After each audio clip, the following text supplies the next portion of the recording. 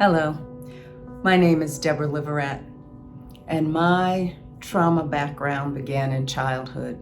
A couple of highlights: my parents divorced when I was 6 years old. I had an ulcer by the time I was 14, which actually turned out to be a good thing because it led me to inspirational books and understanding how to process my thoughts, how to live my life. By the time I finished college, I was into yoga and meditation and journaling. And then through a divorce, once I was in my early 30s, I had to go into talk therapy. And I was able to say all the right things to a therapist, but I wasn't getting any better. And so then I realized years later, and more years than I can count now, that I needed to tell the truth about what I was thinking and feeling in order to get better. So those were my coping mechanisms. Until about 3 years ago, I retired from corporate America. I was a corporate philanthropist. I am an author and a life coach. So you can see mental health is very important to the work that I was trying to do. So in early 2018, when I retired, the very next month, I had to move from my home in Chicago to Pennsylvania to help my stepfather of 32 years, who was dying of cancer, and my mother, who was faltering from being a caregiver for so very long. Before my stepfather passed, my mother had a stroke. And so I had to stay in Pennsylvania for just about 2 years to help them. I came home once in the end of that 2-year period, and I was driving my car down the streets of Chicago and preparing to turn when a car hit me from the rear in, I guess you would call, just the right place, flipped the car over on its side, and then the car flipped again, and the car ended up with the roof of the car being on the ground. That shook me harder than I realized. And then the last thing that happened that was unbelievably traumatic was towards the end of the pandemic year, my youngest son took his life, and I couldn't find any of the tools that I used to use to help me through all of that. I experienced symptoms like feeling a little out of control. And I say a little because I could function, I could talk to people, but at night at home by myself, I ate potato chips, something I wasn't terribly fond of.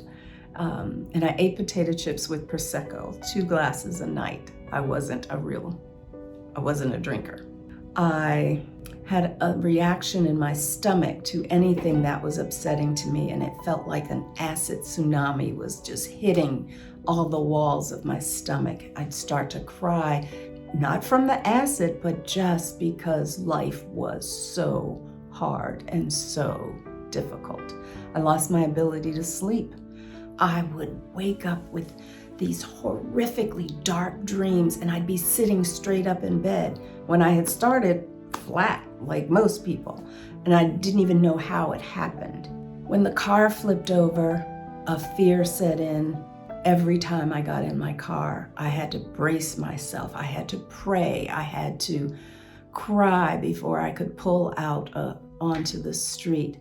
As I went to stop signs, I would look around me everywhere, just trying to figure out who is going to try to hurt me now. Then there was this angel friend who told me about the SGB procedure. When I had the procedure, the first thing that I felt was euphoric. The 2 people who helped me to my car, my partner and my nurse, they literally had to help me because I had to go to sleep to have the procedure. Not everybody does, but that was my choice. And so I was still a little groggy from the procedure, and they're walking me across traffic, and all I felt was happiness, gratefulness, and calm. None of it bothered me. That was pretty awesome. Then when I got home, the movie The Godfather was on. And I said to my boyfriend, I don't think I should be watching this, because what if it triggers my amygdala and it makes me nervous again? And he said, well, this is the best way to find out. So we watched it, and I didn't get upset by the violence. I wasn't crying, which before, if I had watched The Godfather, or many times when I watched The Godfather, I would be in tears over just how tragic and sad and sorrowful their lives had become. So that's when I was like, this works. This works. And I was very, very grateful and very pleased. It's been a month since I've had the procedure, and for other trauma survivors, I think they need access to SGB.